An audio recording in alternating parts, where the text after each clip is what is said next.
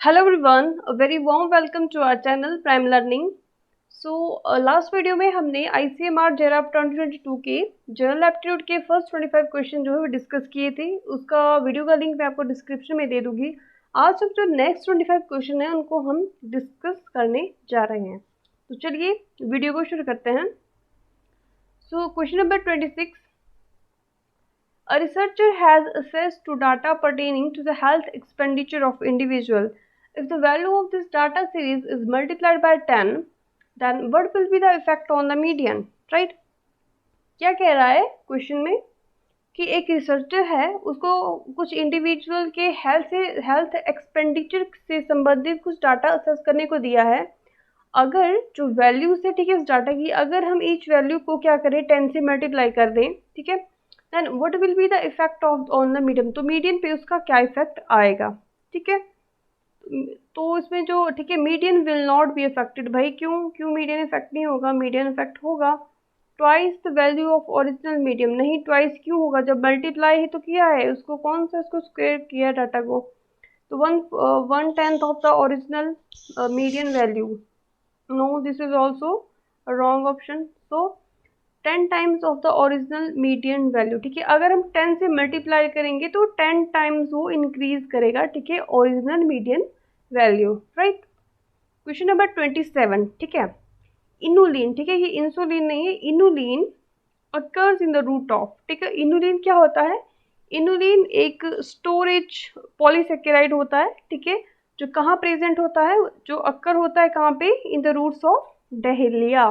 ठीक है, in the roots of dahlia. Right, तो ये तीनों रॉन्ग ऑप्शन है। Question number 28, when you see your finger to scroll information display on a touch screen, the device responds because of your finger। ठीक है, जब भी आप किसी भी ठीक है डिस्प्ले को स्क्रॉल करते हैं, ठीक है, ऑन द टच स्क्रीन, किसी भी आप डिस्प्ले पे स्क्रॉल करते हैं टच स्क्रीन पे, जो डिवाइस होती है वो रिस्पॉन्ड करती है आपके फिंगर पे। ऐसा क्यों होता है?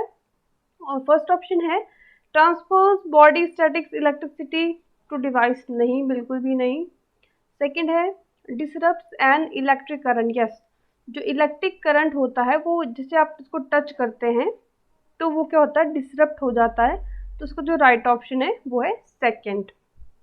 Question number 29, if the door of a working refrigerator is left open. क्या कह रहा है? कोई एक वर्किंग रेफ्रिजरेटर है, अगर आप उसके डोर को किसी इंसुलेटेड रूम में ओपन छोड़ देते हैं, ठीक है, आपसे गलती से क्या है कि किसी रेफ्रिजरेटर का डोर ओपन रह गया इंसुलेटेड रूम में, तो overall temperature of the air in this room, ठीक है, तो पूछ रहा है कि जो ओवरऑल टेम्परेचर होगा, ठीक है, इस रूम की एयर का, तो वो क्या करेगा? रिमेन अनचेंज नहीं, डिक्रीज नहीं, ठीक है, तो टेम्परेचर जो है वो इंक्रीज करेगा। राइट। नेक्स्ट क्वेश्चन है question number 30, aspirin was derived from acetylsalicylic acid. ठीक है, एस्पिरिन जो होता है वो डिराइव होता है फ्रॉम सैलिसाइक्लिक एसिड। ठीक है, वो कहाँ पे प्रेजेंट होता है? That is present in the willow tree bark. ठीक है, विलो ट्री बार्क में ये एसिटाइलसैलिक एसिड जो है वो प्रेजेंट होता है। Question number 31, A tall man of height 6 feet want to see his full image। ठीक है, ये कोई टॉल मैन है, इसकी हाइट है जी 6 फीट। कितनी हाइट इसकी? 6 फीट है। अब ये क्या कह रहा है? देन ये अपना पूरा का पूरा, ठीक है, ये अपनी पूरी बॉडी को देखना चाहता है किसी मिरर में। ठीक है, then the minimum length of the mirror will be. ठीक है, अगर इसको अपनी फुल हाइट देखनी है किसी भी मिरर में, राइट, तो मिरर की जो मिनिमम लेंथ है वो कितनी होनी चाहिए? ठीक है, तो जो मिरर है उसकी मिनिमम लेंथ कितनी होनी चाहिए? That is 3 feet. जितनी भी हाइट उस बंदे की है, ठीक है, जितनी भी हाइट उस मैन की है, उससे हाफ, एटलीस्ट हाफ जो है वो मिनिमम लेंथ जो है मिरर की होनी चाहिए। राइट। नेक्स्ट है particulates of dash size pose greatest risk of human health. ठीक है, ऐसे कौन से साइज के पार्टिकुलेट्स हैं जो कि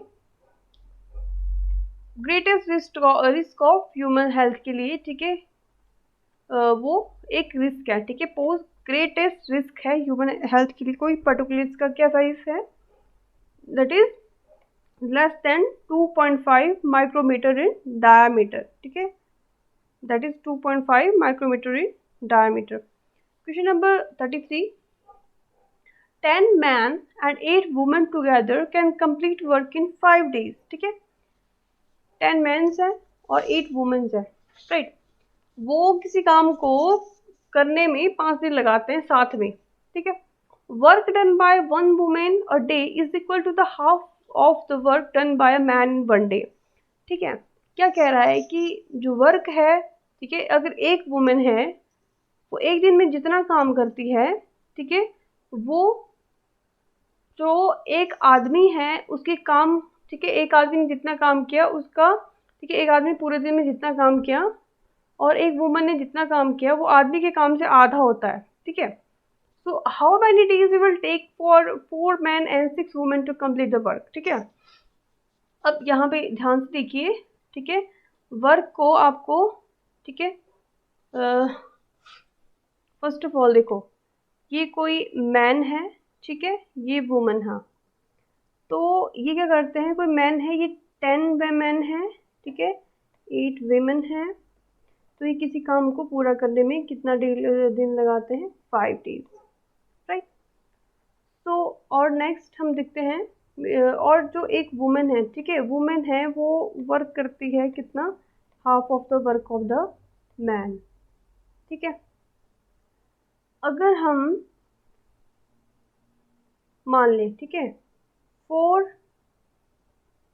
मल्टीप्लाइड बाय 2 मतलब हाफ है, ठीक है, जो वुमन काम करती है, ठीक है, जो मैन का काम है वो वुमन से डबल है, ठीक है, जो मैन का काम है, ठीक है, वो वुमन से डबल है, दैट मीन्स 4 को हम 2 से मल्टीप्लाइड करेंगे प्लस, ठीक है, जो वुमन काम करती है वो मैन के काम से हाफ है, दैट मीन हम 6 को क्या करेंगे 1/2 से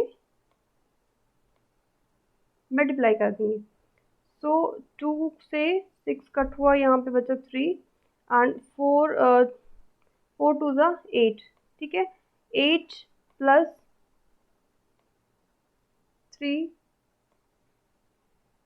इज इक्वल टू 11, राइट। तो हमारा आंसर जो है वो नियर बाय 10 डेज है, तो उसका राइट ऑप्शन होगा 10, fourth option, right.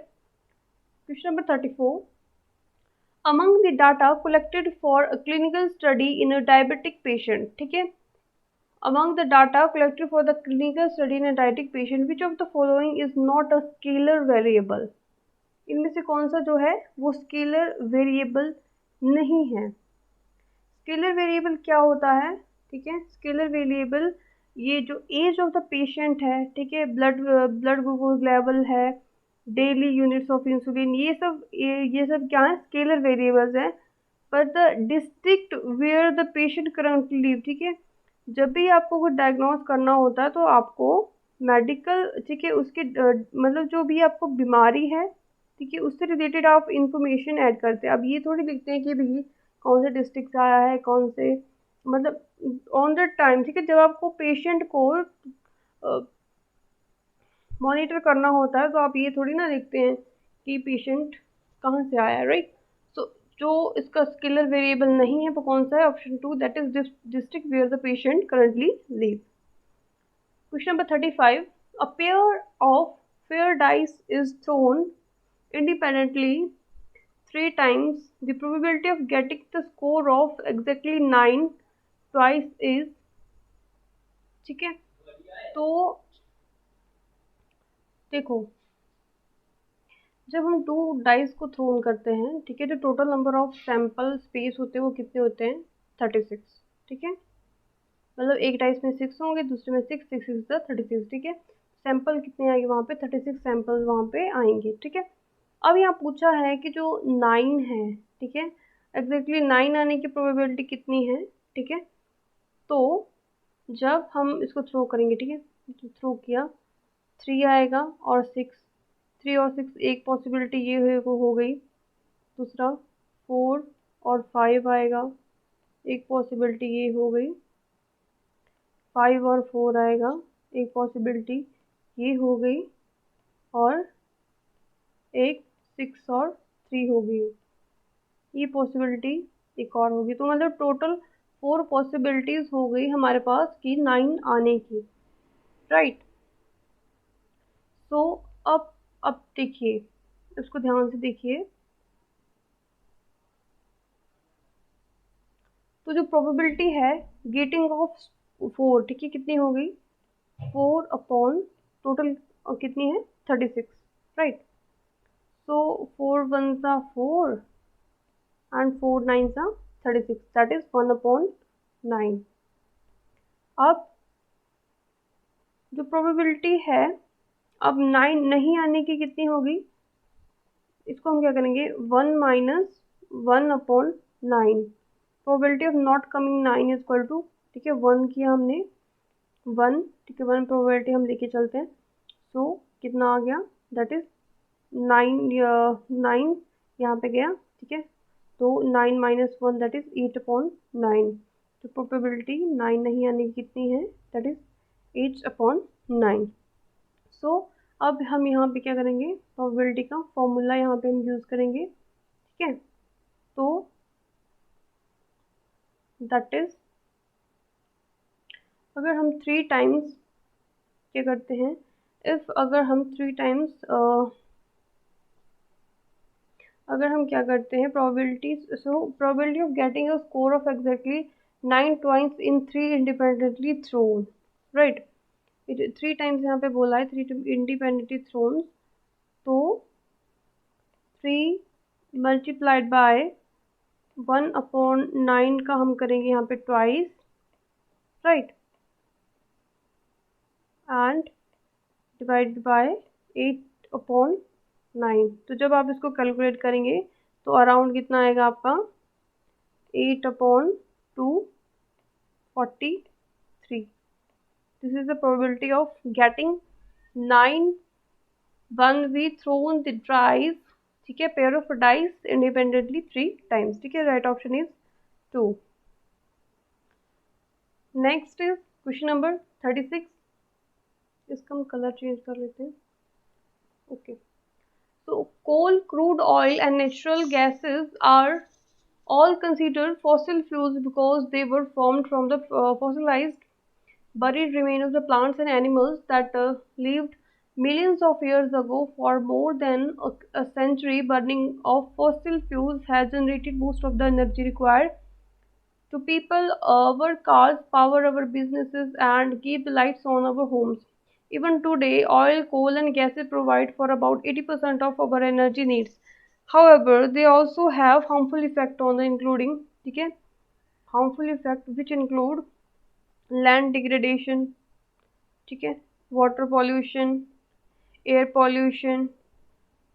Okay, so over population of animals के लिए तो ये रिस्पॉन्सिबल नहीं है भाई, ठीक है, ये तो रिस्पॉन्सिबल नहीं है। ग्लोबल वार्मिंग के, ठीक है, CO2 गर्मी बढ़ाता है, ग्लोबल वार्मिंग के रिस्पॉन्सिबल है। ओशन एसिडिफिकेशन के लिए भी रिस्पॉन्सिबल है, but this is not responsible for the over population of animals, ठीक है।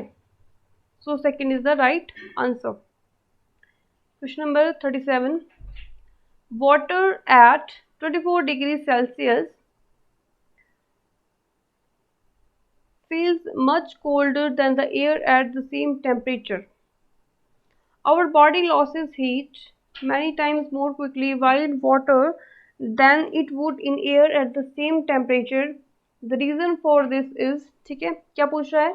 वाटर जो है वो 24 डिग्री सेल्सियस पे फील कराता है, मच कोल्डर होता है देन एयर। अगर हम 24 डिग्री सेल्सियस पे वाटर रखेंगे और एयर रखेंगे तो जो वाटर होता है, ठीक है, तो वो ज़्यादा कोल्डर होता है as compare to air.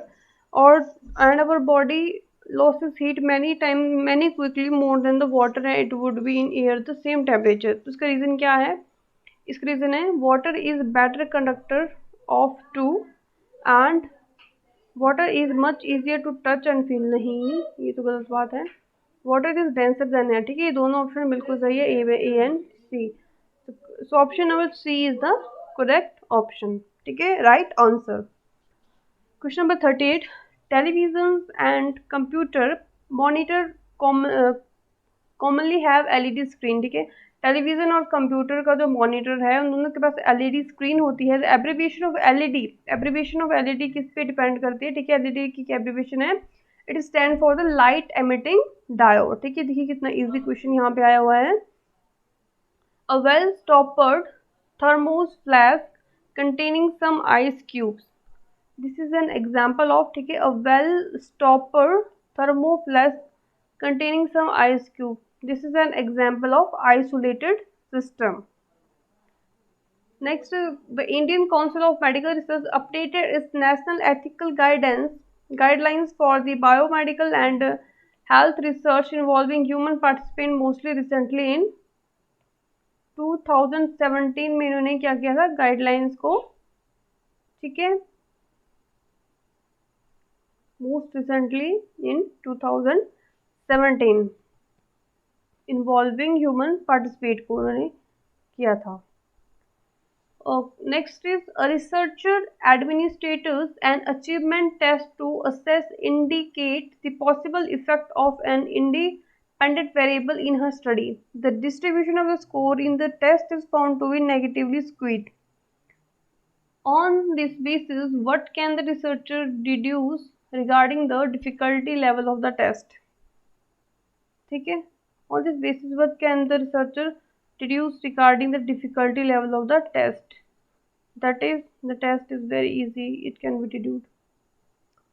So question number 42, the value of variance for the number of COVID cases due to non-adherence to COVID appropriate behavior is 64. Calculate the value of standard deviation, कि standard deviation के लिए आपको क्या करना है, 8 square किया, 8 8 जा 64, इसका आंसर है third. The vitamin whose content increases following the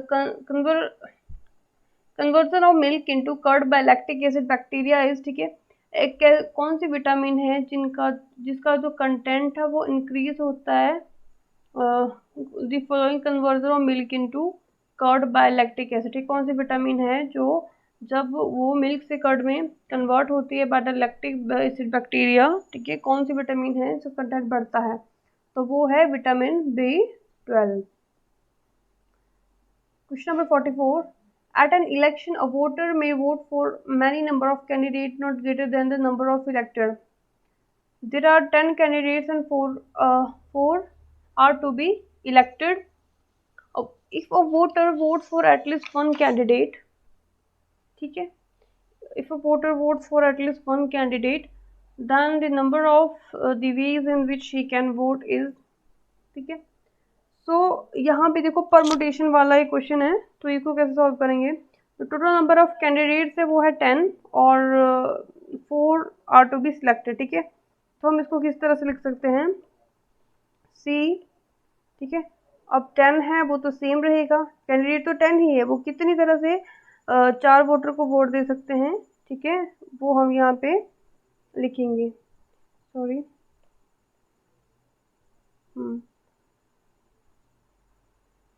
ठीक है, C2 10 plus C3 10 plus C4 10, ठीक है। अब इसको देखो सॉल्व परमुटेशन का इक्वेशन है, तो 10, ठीक है, 10 तो सेम रहेगा अपॉन 1, ठीक है, वहाँ 1 आएगा और साथ में आएगा 9, ठीक है। नेक्स्ट है प्लस C2, सॉरी यहाँ पे आएगा 10 परमुटेशन अपॉन 2 8, ठीक है, प्लस 10 अपॉन 3 7 प्लस 10 अपॉन 4 6। ठीक है, टोटली 10 होना चाहिए, राइट। तो उसको कैसे सॉल्व करना है? अब क्या करेंगे हम, 10 मल्टीप्लाई n, यहाँ पे हम परमुटेशन रोक देंगे, एंड 1 दिस एंड 9 दिस। ठीक है, 9 से 9 हम कट करेंगे यहाँ पे, plus 10 10 multiplied by 9 multiplied by 8 upon, इसी तरह से इसको हम सॉल्व करेंगे, 2 एंड 8। ठीक है, तो इस तरह से आपको उसको सॉल्व करते जाना, और लास्ट में जो आपकी वैल्यू आपके पास आएगी, ठीक है, जो वैल्यूज आपके पास आएंगी उसको आपको प्लस करना है। तो उसका जो राइट ऑप्शन जो लास्ट में आएगा वो है 385। ठीक है, third is the right option.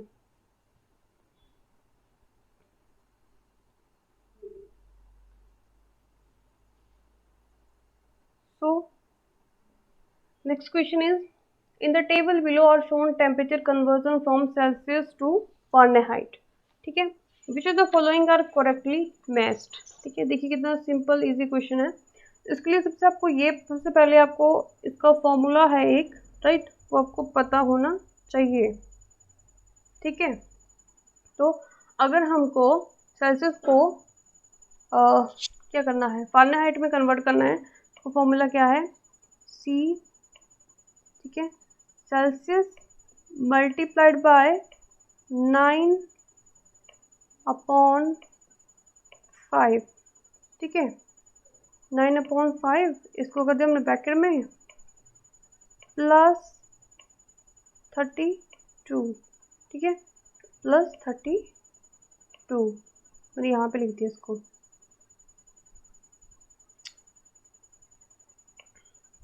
ठीक है, प्लस 32 इज इक्वल टू कितना होगा, फारेनहाइट के बराबर वो हो जाएगा।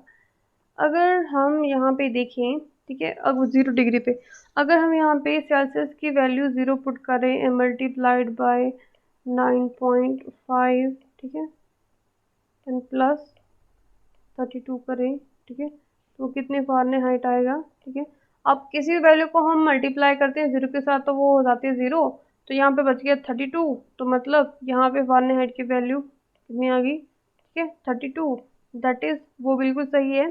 ठीक है, 0 डिग्री पे फारेनहाइट कितना हो जाता है, 32, तो फर्स्ट तो हमारा सही है। सेकेंड है -10 और 14। ठीक है, अगर हम यहाँ पे -10 डाल देते हैं, ठीक है, सेल्सियस पे मल्टीप्लाइड बाय 9 अपॉन 5, ठीक है, प्लस 32। ठीक है, 32 कितना आएगा, 5 2 जा 10, 9 2 जा 18, -18 प्लस 32 कितना हो गया,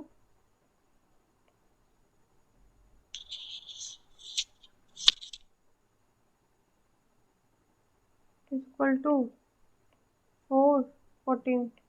तो ये भी बिल्कुल सही है। ठीक है, फारेनहाइट की वैल्यू आ गई 14। थर्ड है 100, सॉरी, नेक्स्ट हम वैल्यू अगर पुट करें, ठीक है, 100, तो देखो अब यहाँ से हम पता लगा सकते हैं कि ए और बी की वैल्यू सही है, तो ये दोनों को एक्सक्लूड कर दो। ठीक है, अब हम देखना है सी सही आता है या नहीं, तो हमने क्या किया, सी की वैल्यू को डाल दिया, 100 ऐड किया, और 9 अपॉन 5 यहाँ पे हमने ऐड किया, एंड प्लस आगे हमारे पास 32। ठीक है, अब 5, ठीक है, 20, आगे हमारे पास 180 प्लस 32 तो कितना हो गया 180 + 32, ये तो कुछ और वैल्यू आ गई, तो मतलब जो हमारा सी ऑप्शन है वो गलत है। ठीक है, तो सी गलत है तो डी हमारा बिल्कुल सही है, तो इसका राइट ऑप्शन है second. Question number next is legal limit of blood alcohol concentration as per traffic rule in India is. ठीक है, जो लीगल जो लिमिट ऑफ अल्कोहल है, ठीक है, as per traffic rule India वो कितनी है, that is 13 milligram in 100 ml of blood. Right, fourth is the right option. Question number 47. Milk kept at room temperature turns to curd due to। ठीक है, milk को अगर हम room temperature पे रखते हैं तो जो वो दही में कन्वर्ट हो जाता है, तो उस प्रोसेस को क्या कहते हैं, that is known as fermentation. Question number 48. The percent of total variation and the dependent variable that is explained by the set of independent variable in the study is denoted by which of the following। ठीक है, that is coefficient of determination। ठीक है, third is the right option। Question number 49. Hypo is use in the photography because. ठीक है, hypo जो होता है वो यूज करते हैं photography because this is a strong complexing agent. Right, second is the right option. Question number 50. The cultural addition of using this substance seems to have developed from a convergent evolution process, as traces of this habitat have been seen separately in many of the early civilization. This sentence is soft, cohesive, ठीक है, substance designed to chew without being swallowed। ठीक है, तो cocoa powder तो नहीं होगा। And composed to chicle sweetness, softer flavor, color and a hard powder polypol। ठीक है, polyol coating। What is this? This is chewing gum। ठीक है, chewing gum। So these are the all 50 questions, right, जो हमने अभी discuss किए हैं। Next video में जो इसका जो नेक्स्ट बी पार्ट है उसके बारे में, उसके जो क्वेश्चंस हैं उनको हम डिस्कस करेंगे। तो वीडियो को लाइक करें, शेयर करें, सब्सक्राइब करें। Thank you so much all.